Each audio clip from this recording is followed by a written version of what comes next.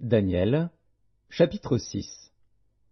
Darius trouva bon d'établir sur le royaume 120 satrapes qui devaient être dans tout le royaume. Il mit à leur tête 3 chefs, au nombre desquels était Daniel, afin que ces satrapes leur rendissent compte et que le roi ne souffrît aucun dommage.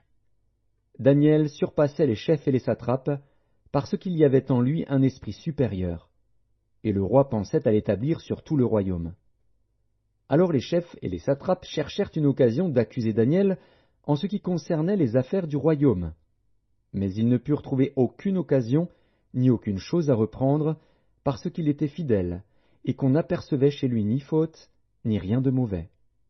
Et ces hommes dirent, « Nous ne trouverons aucune occasion contre ce Daniel, à moins que nous n'en trouvions une dans la loi de son Dieu. » Puis ces chefs et ces satrapes se rendirent tumultueusement auprès du roi, et lui parlèrent ainsi.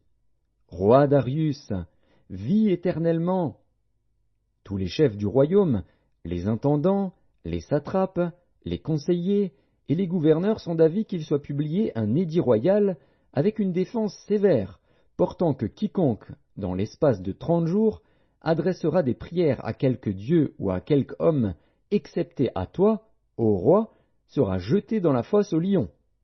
Maintenant, ô roi, confirme la défense et écris le décret, afin qu'il soit irrévocable, selon la loi des Mèdes et des Perses, qui est immuable. Là-dessus, le roi Darius écrivit le décret et la défense.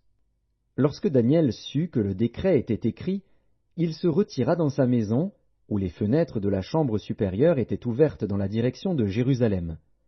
Et 3 fois le jour il se mettait à genoux, il priait, et il louait son Dieu, comme il le faisait auparavant. Alors ces hommes entrèrent tumultueusement, et ils trouvèrent Daniel qui priait et invoquait son Dieu. Puis ils se présentèrent devant le roi, et lui dirent au sujet de la défense royale, « N'as-tu pas écrit une défense portant que quiconque dans l'espace de 30 jours adresserait des prières à quelque dieu ou à quelque homme, excepté à toi, ô roi, serait jeté dans la fosse aux lions ?»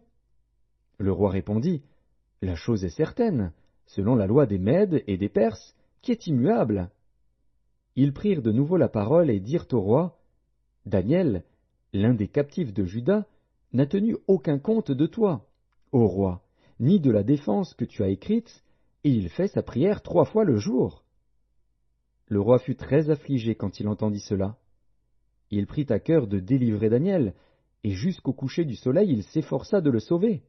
Mais ces hommes insistèrent auprès du roi, et lui dirent, « Sache, ô roi, que la loi des Mèdes et des Perses exige que toute défense ou tout décret confirmé par le roi soit irrévocable. » Alors le roi donna l'ordre qu'on amenât Daniel, et qu'on le jetât dans la fosse aux lions.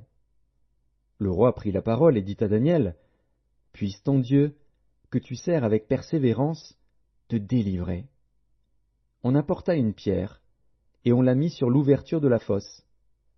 Le roi la scella de son anneau et de l'anneau de ses grands, afin que rien ne fût changé à l'égard de Daniel. Le roi se rendit ensuite dans son palais. Il passa la nuit à jeun, il ne fit point venir de concubine auprès de lui, et il ne put se livrer au sommeil. Le roi se leva au point du jour, avec l'aurore, et il alla précipitamment à la fosse aux lions. En s'approchant de la fosse, il appela Daniel d'une voix triste. Le roi prit la parole et dit à Daniel, « Daniel, serviteur du Dieu vivant, ton Dieu, que tu sers avec persévérance, a-t-il pu te délivrer des lions ?» Et Daniel dit au roi, « Roi, vis éternellement. Mon Dieu a envoyé son ange et fermé la gueule des lions, qui ne m'ont fait aucun mal, parce que j'ai été trouvé innocent devant lui.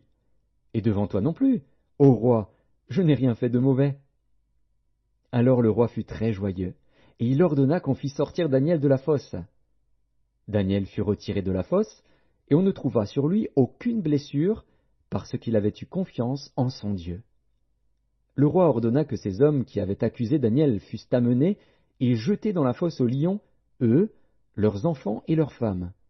Et avant qu'ils fussent parvenus au fond de la fosse, les lions les saisirent et brisèrent tous leurs os. Après cela, le roi Darius écrivit à tous les peuples, à toutes les nations, aux hommes de toutes langues, qui habitaient sur toute la terre, que la paix vous soit donnée avec abondance.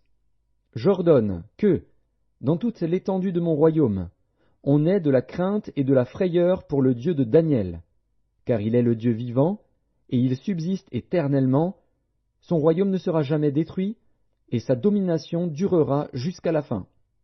C'est lui qui délivre et qui sauve, qui opère des signes et des prodiges dans les cieux et sur la terre. C'est lui qui a délivré Daniel de la puissance des lions. Daniel prospéra sous le règne de Darius et sous le règne de Cyrus, le Perse.